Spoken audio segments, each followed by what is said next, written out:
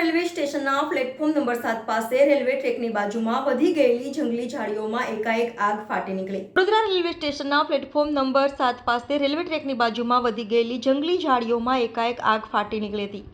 આગે દેખા દેતા જ રેલવે પ્લેટફોર્મ ઉપર મુસાફરોને પાણીની સેવા પૂરી પાડતા સ્કાઉટના સૈનિકો દોડી ગયા હતા અને એક્સટિંગ્વિશર દ્વારા આગ બુઝાવી દીધી હતી અને સંભવત મોટી દુર્ઘટનાને ટાળી હતી। વડોદરા રેલવે સ્ટેશનના જૂના પ્લેટફોર્મ નંબર 7 પાસે આજે સમી સાંજે રેલવે ટ્રેકની બાજુમાં સુકાઈ ગયેલ જંગલી ઝાડીઓમાં આગ ફાટી નીકળી હતી। ઝાડીઓમાં આગ દેખાતા જ પ્લેટફોર્મ નંબર 7 ઉપર પસાર થતી ટ્રેનોના મુસાફરોને પાણીની સેવા પૂરી પાડતા સ્કાઉટના સૈનિકો તુરત જ સ્થળ પર દોડી ગયા હતા અને રેલવે સ્ટેશન ઉપર લગાવેલા એક્સટિંગ્વિશર લઈને ઘટના સ્થળે પહોંચી ગયા હતા અને એક્સટિંગ્વિશરની મદદથી આગ પર કાબૂ મેળવ્યો હતો। ઉલ્લેખનીય છે કે ભારત સ્કાઉટના સૈનિકો દ્વારા ઉનાળાની શરૂઆત થતાની સાથે જ વડોદરા રેલવે સ્ટેશન ઉપરથી પસાર થતી ટ્રેનોમાં મુસાફરી કરતા મુસાફરોને પાણીની સુવિધા પૂરી પાડી રહ્યા છે। આજે આ સૈનિકોએ પાણીની સુવિધાઓ પૂરી પાડવાની સાથોસાથ આગ બુઝાવવાની પણ બખૂબી ફરજ બજાવી હતી।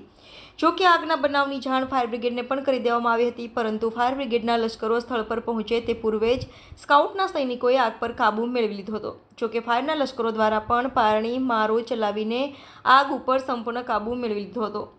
મહત્વનું છે કે જ્યારે આગ લાગી તે સમય દરમિયાન કોઈ ટ્રેન પસાર ન થતાં રેલવે તંત્રએ હાશકારો અનુભવ્યો હતો।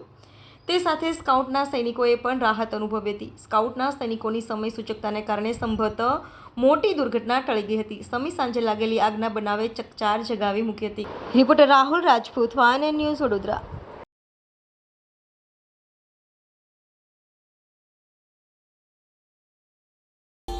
Subscribe now and press the bell icon. Never miss an update.